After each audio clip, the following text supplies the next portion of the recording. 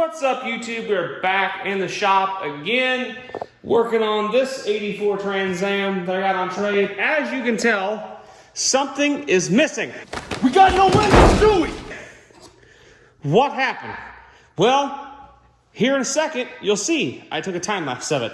I went ahead and got here today and got right to work. I went ahead and ripped this 350 out and the T5. I was kind of curious what the T5 was, but we'll let you guys see the time lapse first, then we'll cut on to what I found.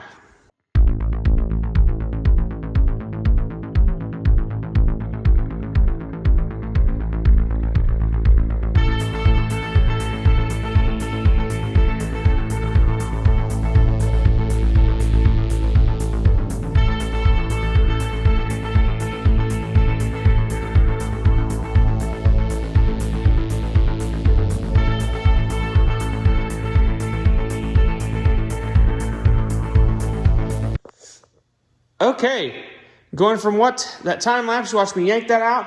What I found was not a whole lot in the engine yet because I haven't really had it tore down. The only thing is I got the card pulled off, and I can tell you from the way that looks, this engine definitely seen some water, and I bet you it's not real pretty on the inside. Just looking up in the spark plug holes, I'm sure it's dandy. One header got five of the bolts out except for that one there. I got to finish. I tried to get it cut it, but I couldn't get a cut wheel in there very well with the engine in there. I'm going to get a cut wheel, get that zipped off, and I can pull the header out. May have to re-weld up on that flange a little bit to make it perfect. But anyways, definitely going to go with the 305 out of my 84. Reason being, with the flat face bushing, or not bushing, bearing cap, bearing race, that is a non-world class T5. There is the number if you care. This is a non-world class T5, assuming this is probably the original trans to the car. Also, if that don't give some indication, because I don't even think my T5 out of my 84, my white 84, was that bad. So, anyway, this is definitely going to get the T5 and the 305 out of the other 84 put in this car to make it a running and driving car. But I'm kind of curious. What is the mishap with this? I'm pretty sure it's just water damage. That's what it's looking like. I don't think this engine did run for very long. It looks like it was put in there and then sat. So that's probably part of its issue. I'm going to go ahead and put you guys on another time lapse. Start ripping some stuff off of this thing. I got this side of the block drained already. I'm going to go ahead and pop the other side off, even though I think they're shared sides. I think there shouldn't be shared sides actually, so we'll see. We'll drain the other side out too, at least that side of the block, so if we flip her upside down it doesn't make one big mess.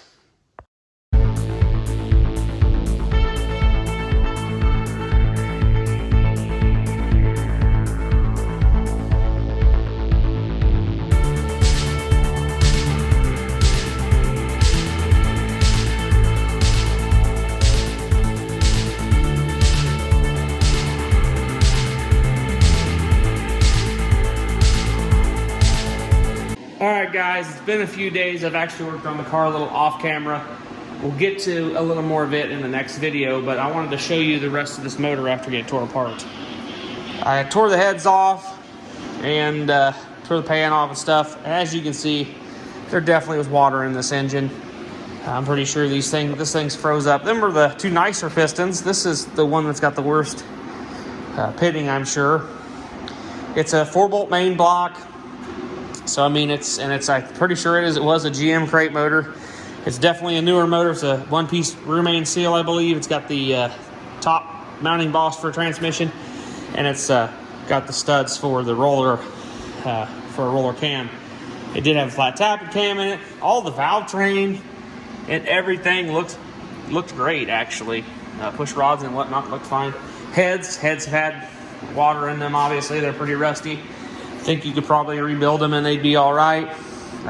It is, like I said, 4-bolt main block. It could be a good builder block for somebody. If somebody wanted to build a small block, this would be a good base probably for that. I'm not going to spend the money to have this block machined and built for this car. So We have a little bit more on that later, or on the next video. I am going to show you something though, and it's definitely going to help build this car. All right, guys, this is it. This is an 88 Firebird. It's a 2.8 liter V6 car with an automatic. It is just basically a good donor parts car. I already know it has some stuff I need. It's got a nice driver's side mirror with all of the mechanisms to make it function. Sure, a wasp nest or two in there, but I'm definitely going to be pulling that out and putting that in the red Trans Am. It has a nice tilt column. It doesn't have the manual lock, but I'm not too concerned about that. I already had to take it apart and pull the ignition switch out of it so I could steer it and get it off the trailer. I'd like to save the wheels. There's just some odds and ends. It's got a pretty nice driver door on it, really. It's got manual windows. So I might put the manual windows in that car because at least the manual windows always work. It's got the newer instrument cluster and console and stuff. I did have power hooked up to it, and the one headlight flipped up on the passenger side. The driver's side didn't, but I didn't beat on the motor or anything. It does have a good flat stock hood. It does have a relatively nice 88 style newer front bumper cover I may use. I don't know. We'll see. It may end up on that car. I don't know. These bumper covers aren't, you can buy bumper covers for this that aren't horribly expensive for an 84, well, 82 to 84. And I'm thinking about going back with that style of nose because I like that nose better. This side's had some slight body damage. Passenger door, if you really wanted to work it, it's a pretty solid door. I'll probably keep it around, obviously, for the manual window components. That spare tire that was over there was in it. I actually was going to air it up. I already aired it up, but I was going to put it on this front to replace this flat tire, but I loosened it up and I beat on it and loaded it loose, and I cannot get that wheel to separate from that hub. So that might be some fun times, but yeah, it is a hard top car, and I'm thinking about saving this because I think you could actually graft this into a T-top car if you wanted to make a hard top. And I don't know if I want to do that much work to the Trans Am, but we'll see. I'd prefer to have a hard top in one of these at some point, so definitely going to cut this and save it. The windshield's cracked on the driver's side, so it's no good, so that's not going to hurt me, or not hurt me none. So then I'll save all the trim pieces and stuff for the hard top. But yeah, it does have nice rear glass. It's the electric pull-down latch, which is junk. But I got the trunk popped, so I got a piece of wood in there so it doesn't latch again, so I don't have to deal with it. It's got one good taillight in the centerpiece. Relatively nice rear bumper. It's just got some parts here and there. Like I said, newer console with the automatic shift in the center there. She's pretty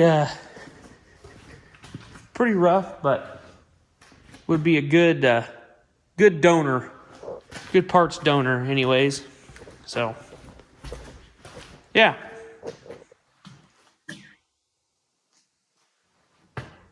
we'll see some parts off of this thing, and I'll just probably pull the parts I need off it and just send it on down the line. I don't really need this car probably hanging around too long. But anyways, hope you guys enjoyed that video. It wasn't a real long video, just a lot of time-lapse footage of pulling that motor and just going over that engine and what it is. I've already made a decision on stuff for the engine and transmission. It's like I said, that motor that was in it was a GM Performance, or just a GM crate motor of some sort. So with the chrome valve covers and stuff, I'm thinking it was probably more of a GM Performance crate motor.